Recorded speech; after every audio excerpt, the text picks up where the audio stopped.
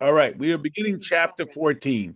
In chapter 14, we're going to start getting some answers to some of the questions that were posed back in chapter 1. You recall that the opening chapter of Tanya, the Alter Rebbe, as is a common tactic in all forms of study, is you begin with a bunch of questions, a mechanism to get people away from their presumptions. And we came into Tanya with the common sort of societal understanding that a tzaddik is a really good guy, a Russia is a really wicked guy, and a Beinoni is, your average person. And so the first chapter of Tanya is basically devoted to disrupting that narrative. And we posed a series of questions because although Tanya is not designed primarily to be an academic text, you're talking to an academic audience. And when speaking with an academic audience, you have to speak their language. And the language of Torah study is ultimately an analysis of established texts and so forth.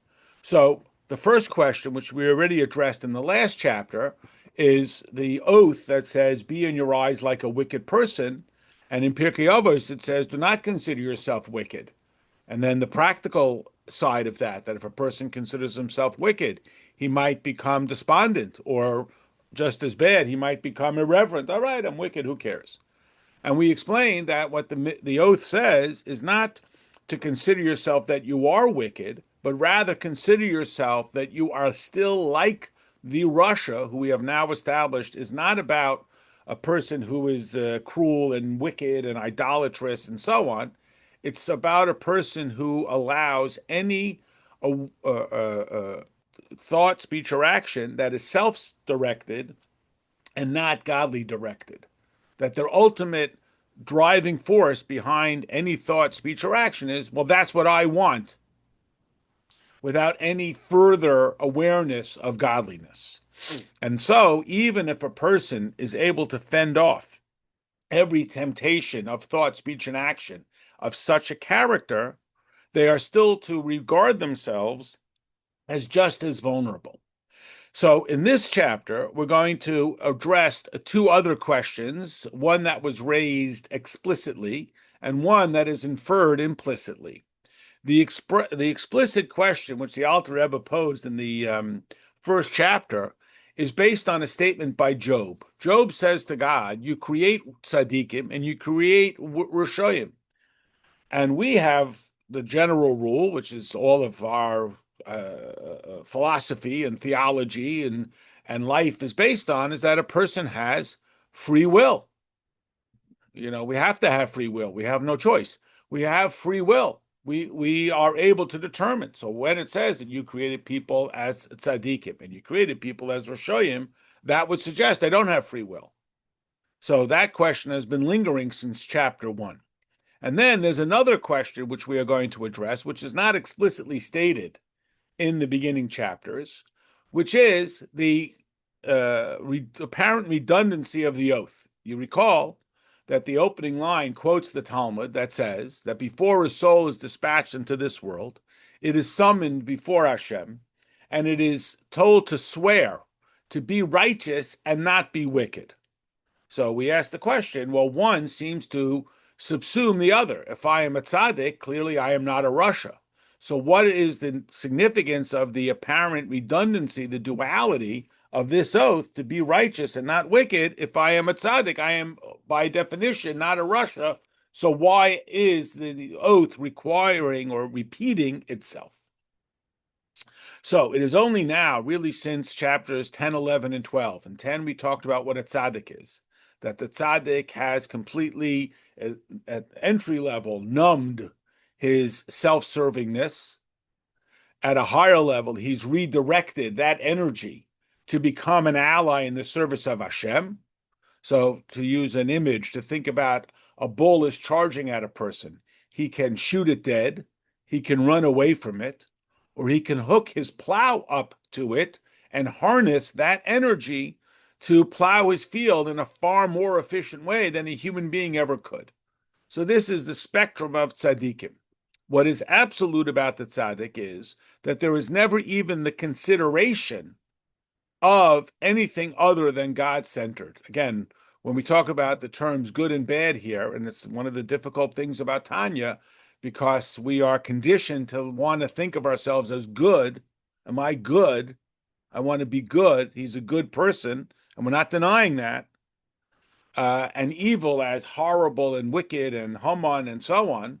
And here we have shifted our awareness to are we in alignment with Hashem or are we in alignment with ourselves? And again, there's a sort of visceral reaction. Say, well, what's wrong with taking care of myself? And again, there's nothing wrong with it.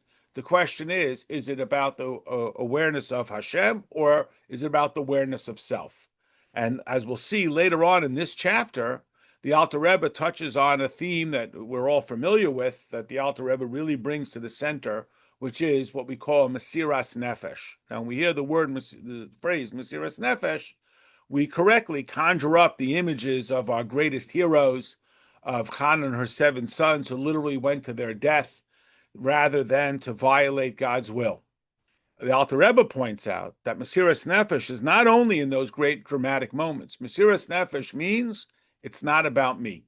It's not about what I would like. It's not about how this is going to help me. It is purely about Hashem. And we know this because when we come to somebody else for help, we don't want them to think, oh, good, now I can earn a merit badge by helping you. We want them to be thinking about what is best for me.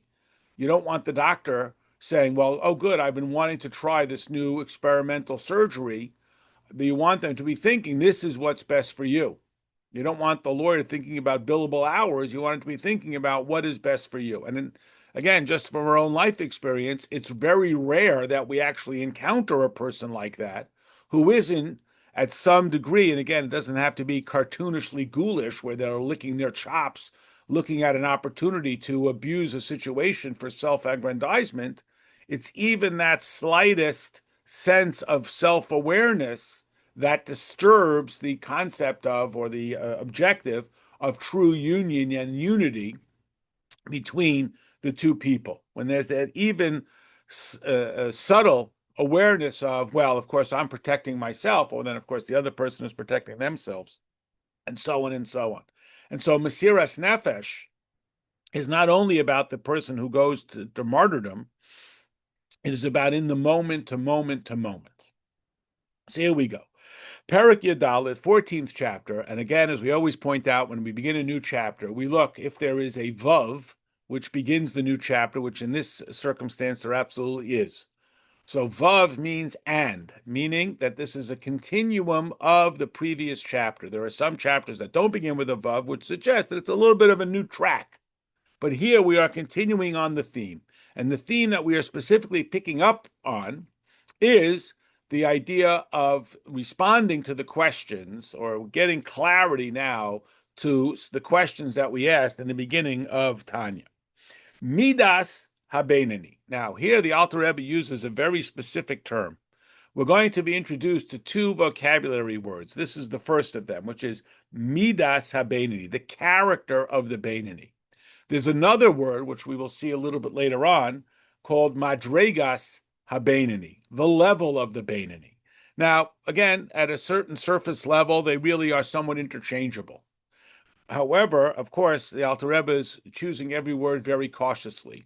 And if we apply the Kerplunk theory, where if you could pull out a word, what would unravel? Meaning, what would change if we took this word out? If it just read Hine Habeinani, so the Alter Rebbe is emphasizing the characteristic called Midas HaBeinani. Mida means it is the behavior of the Beinani.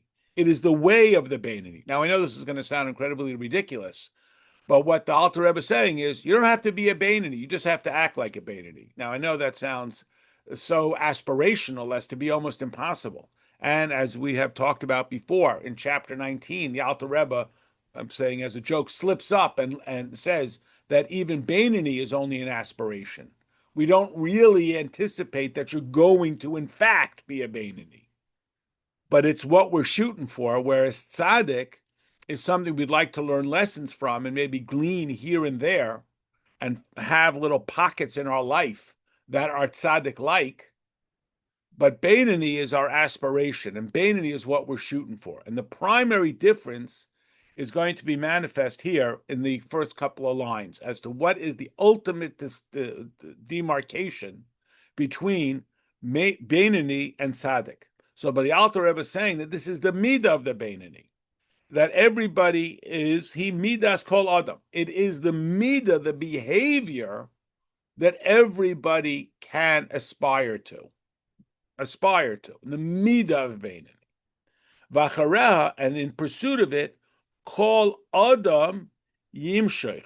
Now, after it, or in pursuit of it, every person should be drawn. Now, again, if we take out these words, what's missing? And what is the Alter Rebbe adding? Meaning, seemingly, we could say, the character of the Beinoni is the character of all people, and then skip those next four words and just go, Shekol Adam, every person, Yachol Liyos Beinoni, can be a Beinoni. Why does the Alter Rebbe have to say that everybody has to strive for it? So, a number of factors here that is important to point out. You'll note in this line, well, again, depending on the print you have, it's the second and third line, the Alter Rebbe uses the word Adam. Now, we have talked about before that there are numerous terms that are apparently synonymous that all mean a person. Adam, Enosh, Ish, and Gever. Now, in English, we touch upon this a little bit as well. If we say that somebody is male, we are describing their biology. If we say that he's really a gentleman, we're describing his character. So even though it really means the same, but it kind of doesn't mean the same. It's capturing a different nuance. Now, in Torah, there are four terms. Each one of them you could reasonably translate as a person. But each one of them carries a little bit of a nuance to it. Of course, you all recognize the name Adam. God names human beings. What does Adam mean? Besides just being a random word that's assigned to mean the human being. Adam is a combination of two terms, the letter Aleph and the word Dam, Dalid Mem. Dalid Mem means blood, just the biological concept of blood. In our context, what it means is, unlike an animal, that its whole life is its blood, meaning an animal operates purely out of biological imperative. It's hungry, it eats. It's scared, it recoils. It's sad, it cries. That's it. It purely acts out of a stimuli from conditioning and so on. Now, a human being is the highest form of an animal. It too is commonly directed towards its biological imperative. And it's conditioning, and I'll use this word, it's a little bit of a degrading word, but it's training. So if the child knows that every time they cry, they get their toy, they're not consciously being manipulative. They've been conditioned that they cry, they get their toy. They've been conditioned that if they get the right answer to the test, they get a reward, whether that reward is an A+, it's a smile, it's a bike, whatever it is. That is purely biological imperative. That is part of the human experience. That is dumb, blood. We are not only human. We have the Aleph over the Dam. Aleph, of course, the first letter of the Aleph Beis, represents the divine aspect that is embedded within the human being. You recall that unlike every other creation, which is simply created by a divine statement, God said, let there be, and as such, all of those creations act exclusively according to their nature. The sun has no choice but to rise in the east and set in the west. The tree has no choice but to sprout apples, and the animal has no choice but to live for its survival. A human being is similarly programmed. However, God formed man out of dust and then blew the breath of life into its nostrils. So a human being is distinct from every other creation, including the angels, in that it has the Aleph and the Dam, and the two are sometimes in competition. The Dam says, I want what I want, because, again, it's good for my personal survival. And the Aleph says, I am here to be in the service of Hashem. Now, again, the most dramatic illustration of this battle is Mesiras Nefesh. Again, we think of Mesiras Nefesh as the person who literally lays down their life in the service of God, which is, of course, our greatest of heroes. The Dam says, no, there's nothing more important than survival. That's what Dam says. That surviving is no, so of course I'll sacrifice anything for survival. The Aleph says there's nothing more important than Hashem. Survival is significant because it allows me to serve Hashem. To use an extreme example, but one that we're familiar with, why do we violate the laws of Shabbos in order to save a life? So it will not surprise you that there are multiple opinions. One opinion is we violate one Shabbos so we can keep many Shabbosim. So we're not saying that survival is more important than Shabbos. We're saying that survival is meaningful because it will empower the person to fulfill more Shabbosim. That the Dam is significant because it serves the Aleph. Now, based on all of this, let's go back into the line of Tanya. We said that the Midas HaBeinani is the Midas called Adam.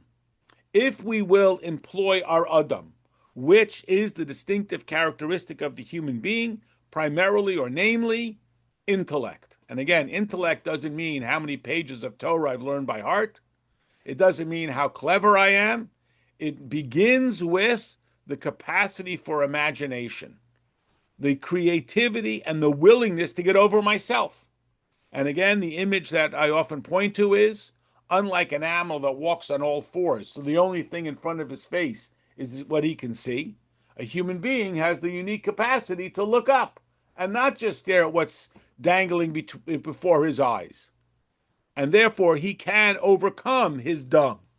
So, in order to pursue the behavior of the Beinani, we have to engage the Aleph to go over the Dam. Because the Dam says, look out for me. Look out for number one. Yes, I should do people kindnesses. Why? Because if I am kind to others, they'll be kind to me. That people respond to incentive. And again, that sort of Freakonomics mentality that people only respond to incentive. And our argument is, no, they don't only respond to incentive. This is sort of the message that Hasidus has brought to the world, that we are not purely driven by some, as refined as it may be, to use the most crass term, what's in it for me? Which is, I'll feel better, I'll feel godly, I'll be connected to Hashem, I'll go to heaven, I'll be aligned with godliness, are all wonderful things. They are all, the common theme between all of those is, what's in it for me? How is this going to make my life better? What's in it for me? What's in it for me? And we have to avoid that entirely. So, the character of Beinani is the character of Adam. And therefore, everyone has to pursue it. But the mechanism to pursue it is to pursue it via Adam. Now, immediately we might ask a question. There seems to be one category of people who should be not included, exempted from this phrase, that after it or in pursuit of it, everybody should pursue it. Who's that one group of people who should seemingly be exempt from pursuing this? The tzaddik. Why should the tzaddik pursue Beinani? It seems upside down. He's already past Beinani. So here Chassidus explains that the tzaddik too should pursue the characteristic of the Beinani. Remember, in the previous chapter, we learned that the tzaddik has so numbed his animal soul that it never even presents itself for a vote. And as such, a tzaddik is also vulnerable to cruising. Even if he's on an escalator and he's going up, he's only cruising. And later, the Alter Rebbe, in a chapter or two, will talk about one who is righteous but is not in service of Hashem. Why? Because he is not transforming himself. He is not remaking himself. He is not outpacing the inevitable. He's on the escalator, which is wonderful, and he's going up, but he's not doing anything dramatic, transformative. And that's what we are searching for. So yes, everybody, even the tzaddik, needs to learn from the Beinani and follow the path of the Beinani, which is the never-ending commitment to outpace the inevitable. So now the Alter Rebbe breaks it down. What in fact is the primary difference between the Beinoni and the Tzaddik? And again, remember that the oath reminds the Beinoni that even if the whole world tells you you're a tzaddik, now why is the whole world telling him this? Not because they didn't learn Tanya, they don't know what a tzaddik is. Because that's all they can see. They can only see what he does, what he says, and maybe they have some sense to see what he's thinking. So it's not that they don't know what tzaddik is. That's what's presented. The thing they don't know is the internal. And he may not even know the internal. He may not even realize that he has some internal struggle. Shekol Adam, that every Adam, and again, there it is. What's the key? You got to Adam. You got to Adam. You got to engage your intellect. And again, intellect meaning my ability to see beyond what is staring me in the face and clamoring for my attention.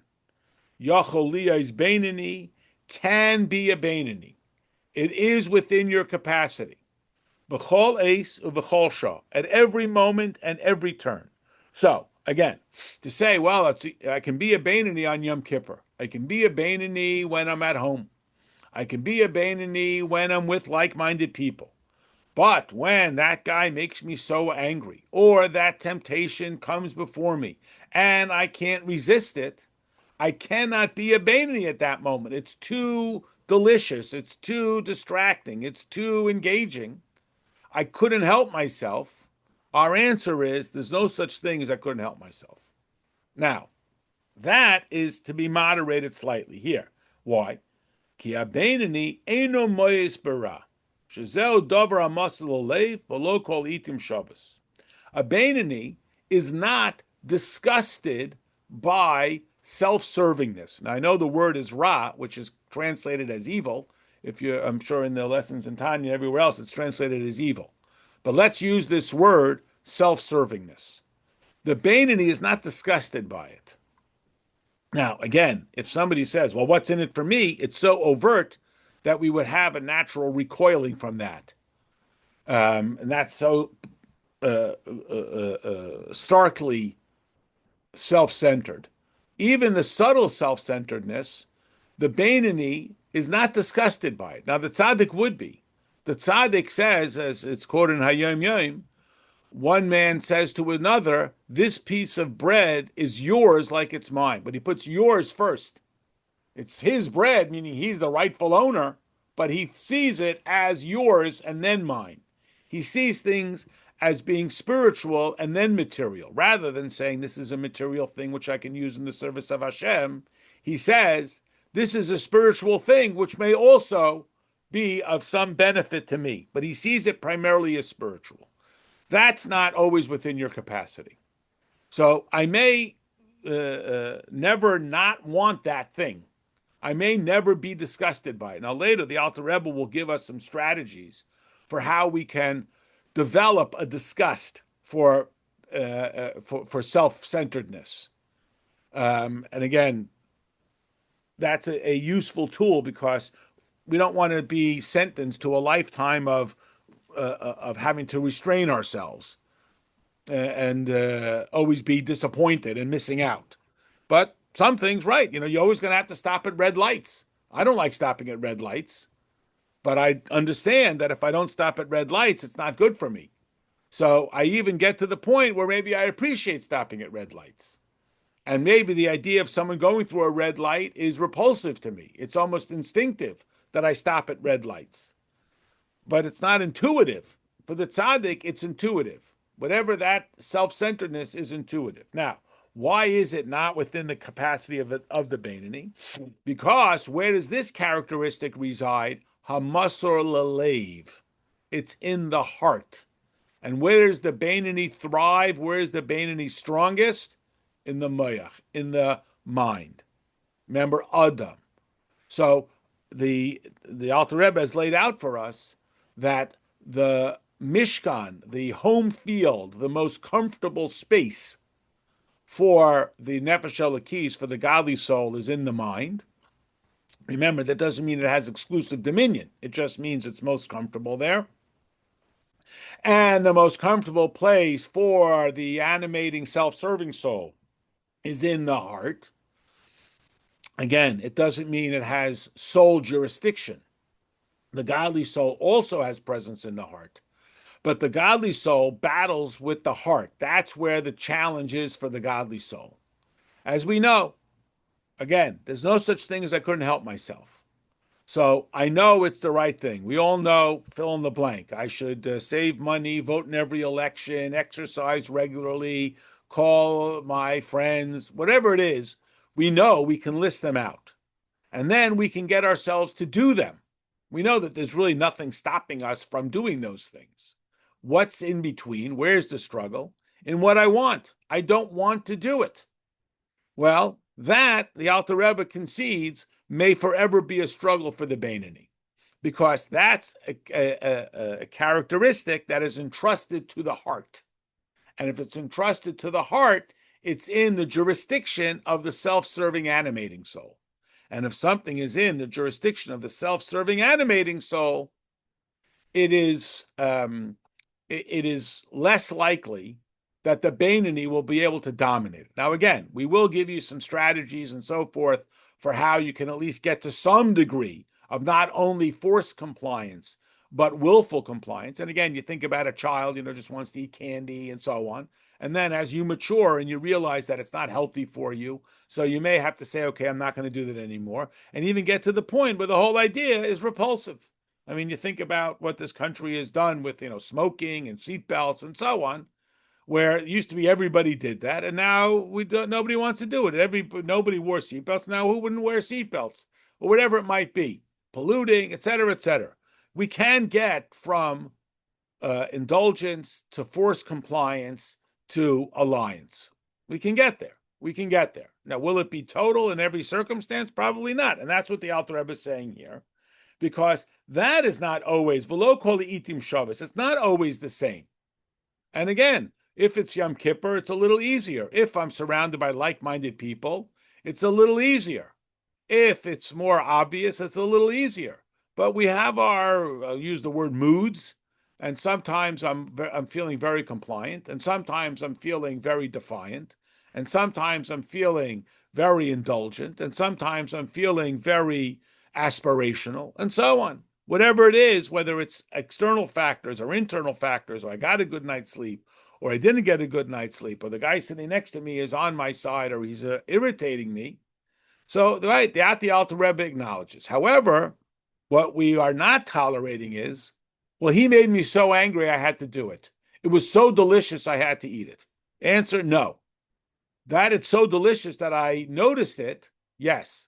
That it's so delicious that I ate it, no. Because I can always resist the behavior. And the behavior means what I consciously, willfully think about, what I say, and what I do. That I can always be cautious about. Ella, what is surmeira? Avoid the bad, ba'asei tov, and do the good. Dahainu b'poel mamish. In actuality, that is always within my jurisdiction. Now, here, look how the Alter Rebbe lists it, and we have seen this before. We talk about the three mechanisms of expression. Here, the Alter Rebbe says, Dahainu, what does this mean? B'poel mamish, the actuality. B'maisa, dibur, or machshava. In action, words or spoken word, speech, and thought. Now, we have seen this list many times, and sometimes it's thought, speech, action, and sometimes it is, as it is here, action, speech, thought. So the question is, well, which one is it? Is it speech, thought, action, or action, speech, thought? And what's the difference? Ultimately, it's all three. So here, the Alter Rebbe is directing us towards which is the most pragmatic. So which one can I absolutely control? And again, if we're honest, we know that we can control is our actions. We know that we can control what we do. Speech, a little harder. It's a little harder because I justify it for whatever the different reasons why it's harder to restrain myself in speech. Again, I might think it's not so harsh because I just said it, I didn't do it, and so on. And then thought is the hardest because again, not the initial thought that I notice it, but whether I willfully cogitate about it and sit and think about it. And again, that's hard because I think, well, I wasn't doing it. I didn't actually fill in the blank, whatever it is. I just sort of played with it in my mind like it might be a fun thing, but I didn't actually do it, etc., etc. Okay. So here the Alter Rebbe says, Shebehem, that in these areas, habechira v'hayecholis v'harashus nusunu l'chol adam la'asois uledaber v'lachshoiv gam ma shehu neged taivas libay v'hafcha mamash. That in these areas, that is, what I do, what I say, and what I willfully contemplate, again, not what happens to pass through my field of vision, but what I decide to sit and think about, I have the choice, I have the ability, and I have the authority.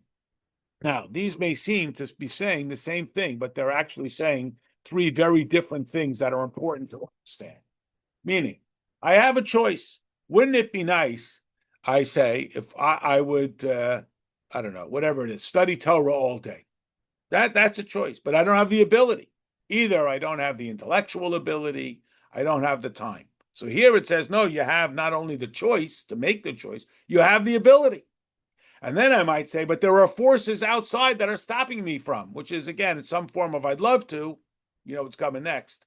But, right, I'd love to, but, so here the Alter Rebbe is saying there's no but. I can make the choice, I have the capacity, and I have the authority. So no, I'd love to, but I couldn't help myself. Now again, here the Alter Rebbe again follows the process is given to every Adam. Again, the word Adam. If I engage my intellect, and again, intellect means my ability to imagine that there is something other than myself. Lasois, to do. Again, we start with the doing, which is the most obvious. I can control what I do. Now, again, each person at their own level, the person says, I can't stop eating that. You know, take the potato chips away from me. I can't stop it. Why? Why do the bowl of potato chips is there? Take it away, put it on the other side of the table. Why? I can't stop eating them. Do you want to eat them? Well, no, I know it's bad for me and it makes me feel sick and so on. So why are you eating them? I can't help myself. Our answer is you can't help yourself. Now, maybe the way you help yourself is you put the potato chips on the other side of the table. But if anybody's ever felt powerless against whatever the taiva is, whether it's something like that or something worse, I got so angry, I got so upset, I got so distracted, I got so aggressive, I got so vengeful, you can control it. Again, maybe the control is I take the potato chips away. So I make the choice. I have the ability and I have the authority. No force can dominate that. And again, the most dramatic is the stories of real Mesiras Nefesh. They put the sword to my throat. What else could I do? Well, there is another choice. And again, I'm not being flip about that. There is another choice. There is always a choice. It doesn't feel that way, again, because we feel powerless, but we are absolutely empowered, which, ironically, can be annoying because it means I have no excuse. Meaning if I felt disempowered, then I always have an excuse. But what the Alter Rebbe is emphasizing to us here is you are absolutely empowered, and therefore you're responsible. You are obligated to uphold that power. See how the Alter Rebbe says that not only can a person be what's the word I'm looking for? Be resistant. He can even redirect it entirely and do exactly the opposite.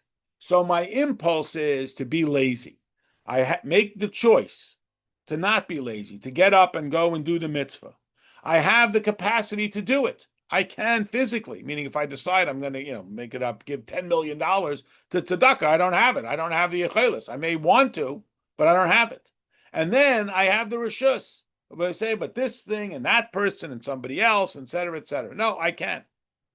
And now what the Alter Rebbe is saying, not only do I have the capacity to resist temptation, whatever that temptation is, to eat the food, that's the potato chips, to say the harsh thing, to sit and imagine in my mind how delicious it would be to I don't know, whatever, humiliate that person and get them back for them making me feel bad. Not only can I resist it, I can even do exactly the opposite. And in fact, becomes one of the strategies. The more we will disincentivize the animating soul by every time it raises the recommendation that I do something self-indulgent, I do something godly serving, every time it tells me to sit on the couch, it compels me to get up and go do more. Every time I do that, I am thus weakening that impulse.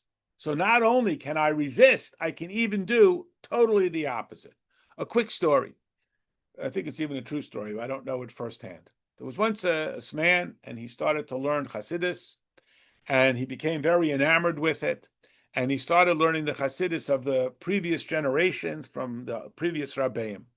And he had an opportunity to meet with the Rebbe. And he had a question.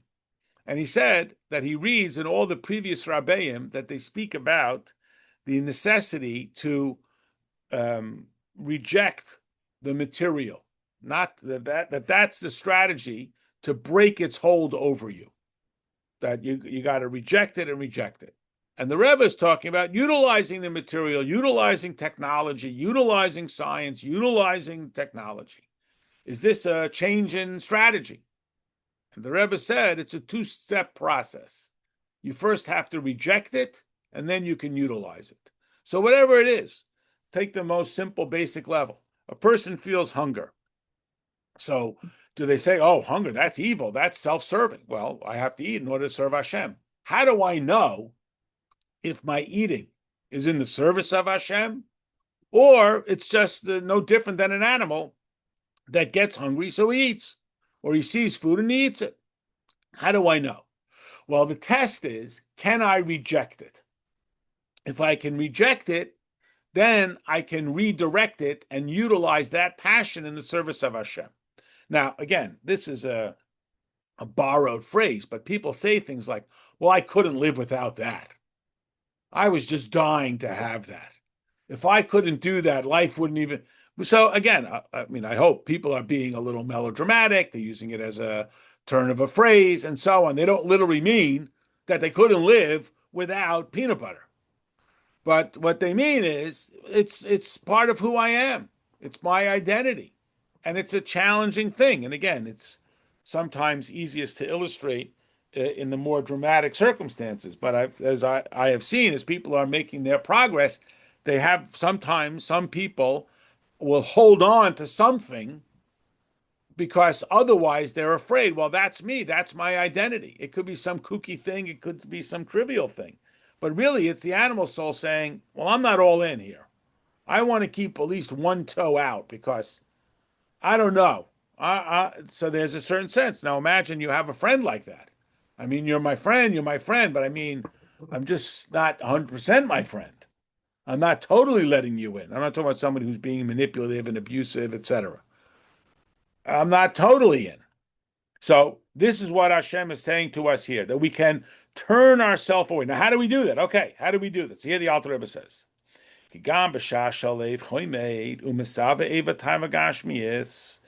that moment, when he feels this tremendous passion, like I can't help myself, I can't control myself, I have to do this. And it could be beheter, it could be a permitted pleasure. But why do I want it? Purely for the service of self, without any godly awareness at all. So again, at that level, again, you think about this at an interpersonal relationship with someone with whom you have the closest of relationships, and they're pulling away. They want to do something purely because they want it. I really wanted to buy you this present. Even if it is something that I wanted, it's not about me, it's about them. So they feeling this at this moment, he's just inflamed about this. Or really even far worse, but in a certain sense, it almost doesn't matter. I know that sounds ridiculous, but a little bit, it doesn't, I don't want to say it doesn't matter, it's not the right word. It's not as distinctive, the difference about something that I want that's permitted or I want that's prohibited.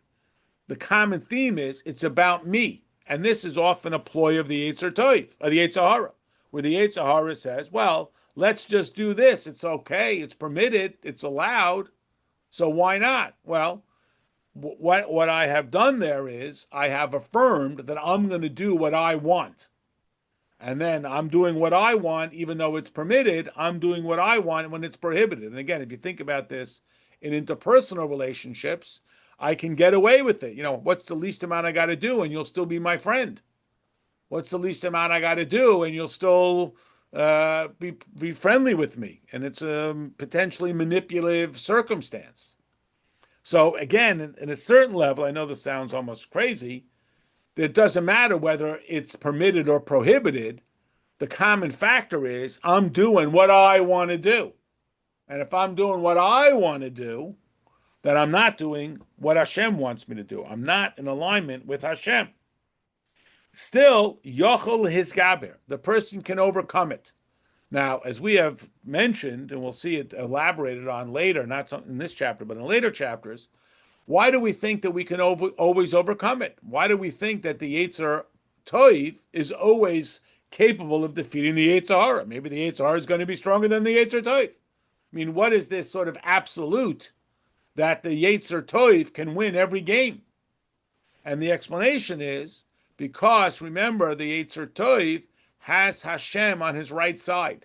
You recall from like back in, I don't know, chapter 12, I think, I don't remember, where we quoted from Tehillim that he stands at the right side of the poor man to rescue him from the judges of his soul. How is that rescue? That is Hashem. So I say this facetiously. All you got to do is be receptive to God's divine help. So the Yetzer Tov can always defeat the Yetzer Hara. Remember, the Yetzer Tov is most comfortable in the godly, and the godly soul is most comfortable in the brain, in the mind, and the animal soul and the Yetzer Hara in the heart. And just as we are upright human beings with our head above our heart, so too the head, the godly soul, and the Yetzer Tov can always overcome and defeat the Yetzer Hara.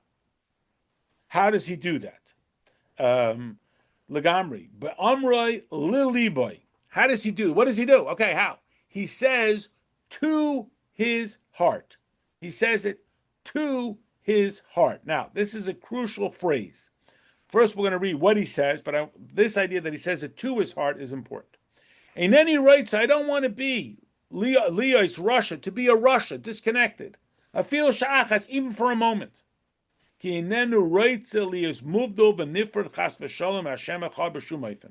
do not wish to be separated from Hashem at all, even for a moment. As it says, my sins will separate me. And we'll talk about why this is the particular strategy. Now, the Alter Rebbe says that he says to his heart. This is important. In Tanakh, we have two stories of people speaking in their heart, not to their heart. The first one is Esav. After Esav discovers that his brother has disguised himself as him and gotten the blessing from their father, the Torah tells us, Vayomer Esav biliboy. Esav said in his heart, my father will soon die, and then I'm going to kill Yaakov. Haman, when he is asked by Achashverosh, how do I honor somebody for whom I have a debt of gratitude? Haman, presuming that it's himself, Vayomer Haman biliboy, Haman says in his heart, to whom would the king wish to honor more than me? So Haman and Esav speak in the heart, meaning their heart is their dominant force. And when we say their heart, we don't mean their love and kindness. We mean their self-servingness. Vayomer Esav biliboy, Vayomer Haman biliboy. Esav and Haman speak in their heart. Now, Hashem, when he's telling us, like as a narration, about his desire to destroy the world, it says, Vayomer Hashem, God spoke, El Liboy, to his heart. We have a story with David HaMelech where David HaMelech says, El Liboy, he speaks to his heart. The difference being, the wicked person, his heart tells him what to do. Esav, Haman. The righteous person, or the Beinoni, he tells his heart, basically, don't tell me what to do. I'm going to tell you what to do. So, again, reset the table. You have this aspiring Beinoni, and suddenly he gets a distraction, whether it's to think about something, even if it's permitted, but certainly if it's prohibited, but again, in a certain perspective, it doesn't matter. It's about what do I want? Or say something. Again, I'm going to say it doesn't matter in our context, that it's permitted or prohibited or to do something. And how can I control myself? It's so delicious. Everybody would do that. Who wouldn't do that? And so all the good excuses. So what does he do? He tells his heart, because that's where it's coming from, right? It's not coming from the brain, because the brain says it's going to separate you from Hashem. And that's never a smart idea. It's fun, but it's never a smart idea. So his heart is telling him, eat this, say this, do this, whatever it is. What's he going to tell his heart? He says, I don't want to be separated from Hashem. So, of course, his heart doesn't just say, oh, in that case, I'll go away. His heart says, well, it won't separate you from Hashem. And he says, yes, it will. Why? Because the pasuk says, my sins separate me. You're telling me, come on, it's no big deal. Everybody does it. You'll do 2 extra mitzvahs tomorrow. You're not so holy anyway. All the wonderfully brilliant, that is / foolish justifications that the animal soul Yetzer Hara offers for indulgence are rejected with the facts. And the facts are that sins will separate us. Again, nobody sins unless they are infiltrated by a spirit of stupidity. We know that because the guy on the outside says, how can you be so stupid? How can you be so stupid? And you think about, smart people, politicians and people of stature, and they do stupid things. And we're all saying, how could you be so stupid? Well, there's a book which I never read, and I don't know what it's about, but I love the title. The title is really such a book, I don't know what it's about, but the title is, Everything is Obvious Once You Know the Answer. So, right, we're sitting and go, what are you, an idiot? He's not an idiot. The guy's a brilliant, genius guy, because in the moment, that's what's staring him in the face. And he doesn't do this. He's just staring at this.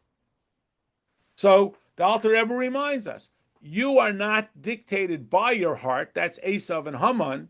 You will tell your heart what to do. That's like Hashem and David HaMelech. Vayomer Hashem El Liboy. God speaks to his heart, unlike Esav and Haman, that their heart tells them what to do. Rak ani roitza, so what is it that I truly want? Not this indulgence. Again, whether again, I know it sounds silly to say, it doesn't matter whether it's a kosher donut or a cheeseburger. Of course, it does matter. But in our context, we understand. I want to be Ladafka boy. I want to be connected to Hashem. So the animal soul, the Yetzer Hara, doesn't give up. He says, you are connected to Hashem. You're still Jewish, which is true. But that's only at the 2 detached levels, the Chai Yechida level. You would definitely live to be Jewish. You're still Jewish no matter what, which is absolutely true. But I don't just want to be Jewish. I want to be attached to Hashem. Nafshi, remember, nefesh is the aspect of my soul that controls my behavior. Maisa. Ruchi, again, we translate as spirit, but it means my emotional alignment with Hashem. And nishmasi. Neshama means the breath of life. This is how God created man. He formed him from dust, and he blew the neshama, the breath of life, into his nostrils, which is a reference to the distinctive characteristic of human beings. Fish swim in the sea, birds fly, human beings have intellect. And again, intellect doesn't mean how smart I am, doesn't mean my IQ, it doesn't mean how many pages of Torah I know. It means my ability to engage my mind to get me out of this situation. this ability to get myself out of the situation. Which these three aspects of my soul, which is where the game is played. Yes, there are two other aspects. There's chai, it's what I live for. Right, my Judaism is the most important, and he's sincere, he's not lying. It is the most important thing, but it's somewhat abstract.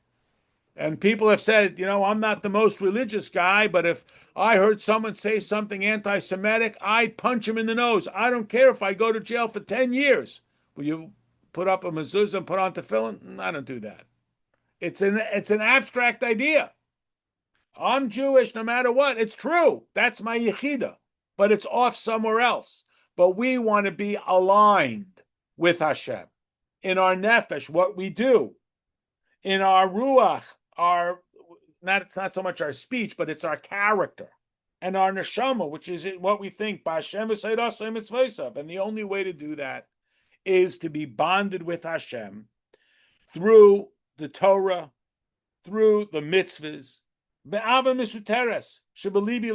which is the love I have for Hashem. But I don't feel love for Hashem right now. I feel drawn to this taiva. I'm not feeling this great love for Hashem. Right now, I'm feeling a great love for this indulgence. But that love is always there. Even if it is, and here's the Alter Rebbe using this phrase, and we're going to repeat this, we're going to come back to it many times, so it's good for us to really get it in our vocabulary. The love that is hidden. How do I know that I love Hashem? Why do you love Hashem? It's like saying, why do you love your child? Why do you love your child? Aren't there better children? Aren't there more respectful children? Aren't there children who agree with you? Why do you love your child? Well, the question is ridiculous. It's not an intellectual thing that I decided. It's not like sculpture and skiing and Spanish and ice cream that I go through phases. You love your child because you're one with your child. That's why you love your mother. That's why you love Hashem. It's part of your packaging. It's standard equipment. That's how you come out of the factory. You have a godly soul. So the godly soul is longing to be in alignment with Hashem. It's not because you're trying to rebel, and it's not because you're searching. You love Hashem simply because you love Hashem. It's not born of some explanation. But right now, I'm not feeling that love. Right now, I'm looking at that taiva, and that's what I want. But we tell ourselves, I'm not a fool. I'm not going to be separated from Hashem. Oh, it won't separate you. Yes, it will. And I want to be aligned with Hashem at every level. Well, you're still Jewish. That's true. But I don't want to just be Jewish. I want to be in alignment at that moment. But you don't even love God. Yes, I do. Then how come you want this? Then why are you talking to me? If you're so holy, why are you talking to me? That love is buried. It's buried deep within me.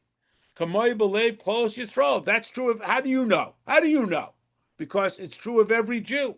Shenikru oidei shmecha, who are called those who love God. Nuh-uh, yah. That is true. If you love God so much, then why are you talking to me? I'm the Yetzer Hara. Okay, that's my distraction. But I do love Hashem more than this indulgence. And that's why afilu kal shebakalim, even the least of the least, the most easily persuaded guy who stands for nothing, even he, Yochol, is capable, limser nafshay, there it is, for Mesiras Nefesh. Now, Mesiras Nefesh is not only of our greatest heroes who refused to bow to the idol, even if it meant tragedy. Al Kedushas Hashem. So you don't love God. If you love God, you wouldn't be talking to me. I do love God. How do you know? Because I'm a Jew. Well, not every Jew loves God. Yes, even the lowest. And even if I am the worst ever, and I have the least sensitive soul, and I am so distant and so easily persuaded away from God, someone's got to be last. It's me. I'm last. Still, everyone will have Mesiras Nefesh. Even if I'm the lowest one. I'm no less. Absolutely. That's an absolute. That's how you come out of the factory.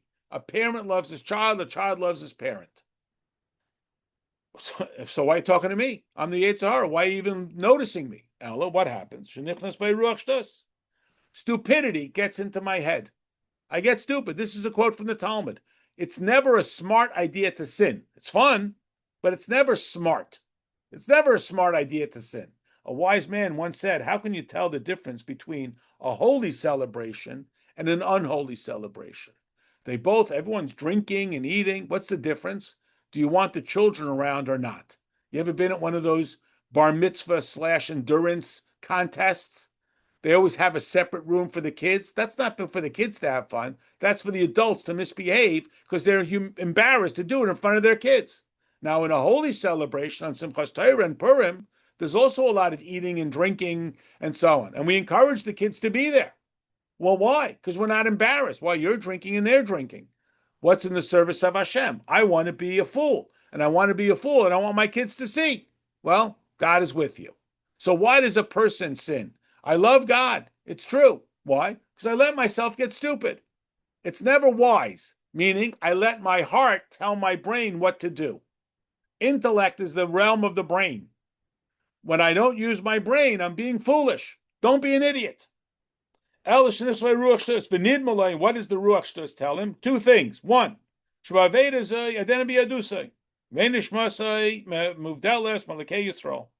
one, you're still Jewish. It's fine. Everybody does it. It minimizes the impact of the behavior. And again, what happens? The guy thinks nobody will mind, and then you turn to the person you offended, and they mind. So I decided that God won't mind. Who asked you?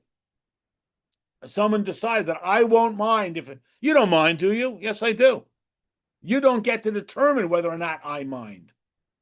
So Hashem is the authority over whether or not he minds, and he minds. You know how much he minds? He minds so much that he wrote a whole book. And he told you, he has 365 things I really don't like. Well, I think that's ridiculous. Well, who asked you? I think that's ridiculous. What do you mean you're allergic to peanuts? I'm not allergic to peanuts. Why shouldn't I have peanuts? Because you don't like peanuts. Well, if I care about you and I want you in my house, I don't have peanuts. But I'm not allergic to peanuts. Who asked you? I don't get to determine what offends you and what you don't like. That's one. Two. Also,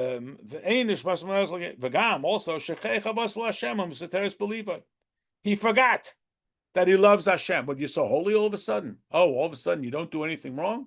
You're not such a holy person anyway. You don't even love God. Again, as the best evidence that you don't love God, you're talking to me. I'm the Yetzer Hara. Why would you talk to me? You love God so much. Why are you even talking to me? So it minimizes sin or it minimizes him. It says sins aren't so bad. Or you're not so holy anyway. So who are you kidding? What's the difference? So you do this. You look at all the other bad things you do, in for a dime, in for a dollar. So the Alter Rebbe says, Avalani, but when I hear the Yetzer Hara say that, and then he writes, I'm not an idiot. To deny the truth, because we all know that's what happens, right? Because when it comes out in the newspaper, everyone says, what an idiot. What are you, an idiot? Here you have hundreds of millions of dollars, and for some $10,000 thing, you did some insurance fraud. What are you, an idiot? Here you are the most powerful man in the world, and you allow yourself to be humiliated internationally. The first paragraph of your Wikipedia page doesn't say you were president. It says you can't control yourself. What are you, an idiot? Answer, yeah, it's stupid. It's never a smart idea. Why do they do it? Because we get stupid. Why? Because when I'm staring me in the face, I come up with all kinds of brilliant ideas about how I can be stupid. Answer, don't be an idiot. All right.